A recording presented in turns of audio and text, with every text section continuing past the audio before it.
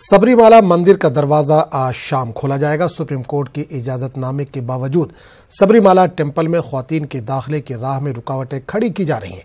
एहतियात के तौर पर इलाके में दफा 144 नाफिज की गई है। 1500 से ज्यादा पुलिस एहलकार तैनात है, जिनमें 20 बटालियन कमांडोज की भी है। मीडिया को भी आसपास के इलाकों से आगे बढ़ने नहीं दिया जा रहा। इस बीच चंद हिंदू तंजीमों ने मीडिया इदारों से अपील की है कि वो ख्वातीन सहाफियों को सबरीमाला भेजने से गुरेज करें।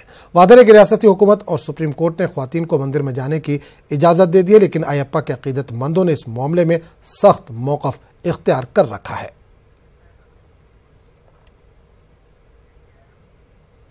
सबरीमाला मंदिर दोबारा खोले जाने पर आरएसएस का क्या कुछ कहना है, आइए सुनते हैं। जब वहाँ बड़ा साफ है, 10 वर्ष से नीचे की बेटियां मंदिर में प्रवेश करती हैं, 50 वर्ष से ऊपर की महिलाएं भी प्रवेश करती हैं।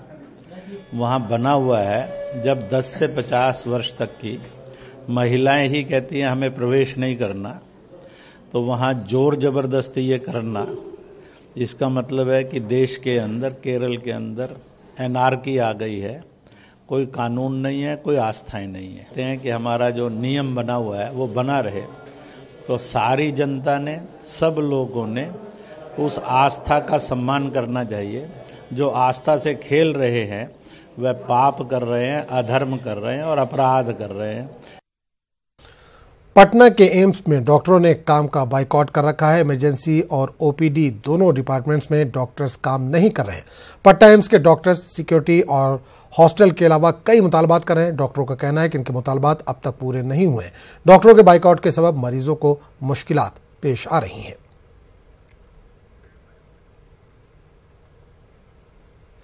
जम्मू कश्मीर के गवर्नर सत्यपाल मलिक ने जम्मू में मीडिया से खिताब किया। इन्होंने कहा कि कश्मीर में बिजली सप्लाई बहाल की गई है और कुछ इलाकों में आज शाम तक बिजली बहाल कर दी जाएगी। इन्होंने हाल ही में बीजेपी लीडर के कत्ल का भी जिक्र किया। इन्होंने कहा कि कातिलों को बख्शा नहीं जाएगा। इन्होंने मिलिटेंसी के हवाले से भी बात की। इन्होंने कहा कि गुज़िश्ता 3 महीने में कोई भी जवान मिलिटेंटों की सफ़ों में शामिल नहीं हुआ है।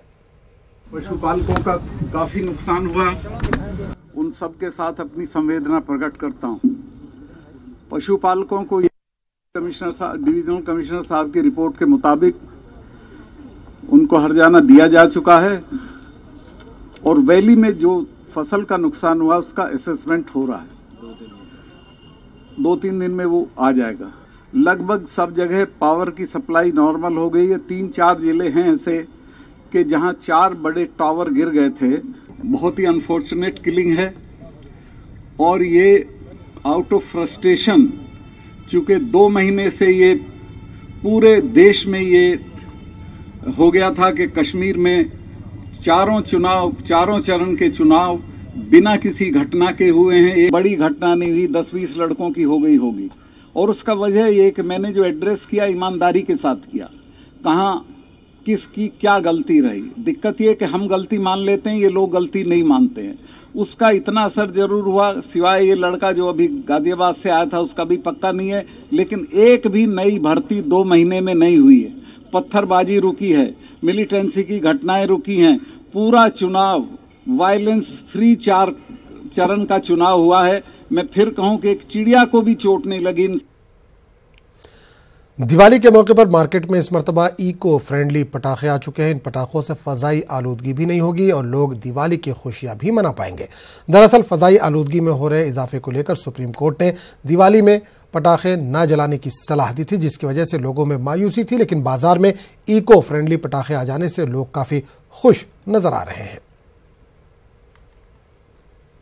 जैसे दिल्ली में देख रहे हो, इतना ज़्यादा पोल्यूशन बढ़ गया है और वही चीज़ हम लोग बनारस में नहीं करना चाहते हैं। ठीक है, इस बार हम लोग दीपावली सेलिब्रेट तो बहुत धूमधाम से कर रहे हैं, ठीक है, लेकिन जो बम होते हैं, जो ओरिजिनल जैसे बम होते हैं, उसकी जगह पे हम लोग इलेक्ट्रॉनिक पटाखे ले रहे हैं। उससे क्या बेनिफिट है कि पॉल्यूशन वगैरह नहीं होगा, ठीक है, सेफ रहेगा। जैसे बच्चे होते हैं कि पटाखे लेते फोड़ते हैं तो उनके हाथ जल जाते हैं, इस तरीके से कुछ एक्सीडेंट हो जाता है। लेकिन इलेक्ट्रॉनिक पटाखे में क्या होगा कि उसको एक जगह सेफ जोन पर मैंने टांग दिया, रिमोटली मैंने उसको ऑप्टिमाइज़ करूँगा मैं।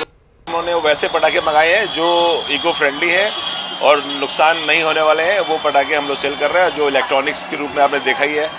और वो इलेक्ट्रॉनिक चटाई है, इलेक्ट्रॉनिक बम है, जिससे कोई धुआं धक्कर नहीं, कोई पोल्यूशन नहीं और कोई दिक्कत भी नहीं, और लाइफ टाइम के लिए बचेगा और पैसे की बचत भी होगी।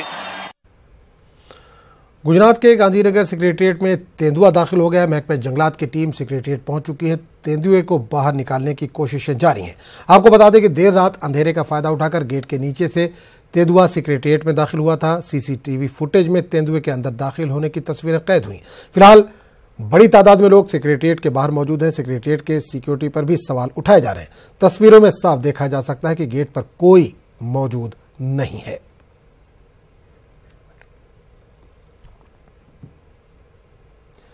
दिवाली के मौके पर अगर आप फोन खरीदना चाहते हैं तो आपके लिए जियो ने बेहतरीन मौका फराहम किया। इस दिवाली पर आप अपने और अहले खाना के लिए जियो फोन 2 ले सकते हैं। रिलायंस जियो 7 दिनों के लिए अपने जियो फोन 2 की सेल आज से शुरू करने जा रहा है, जिसमें आप किसी इंतजार के बगैर इस फोन को खरीद सकते हैं। ये सेल आज दोपहर 12 बजे से शुरू हो गई है और 12 नवंबर तक जारी रहेगी। वादरे के सेल में फोन खरीदने के लिए पेटीएम वॉलेट से अदायगी करने पर 200 रुपए का कैशबैक भी दिया जा रहा है।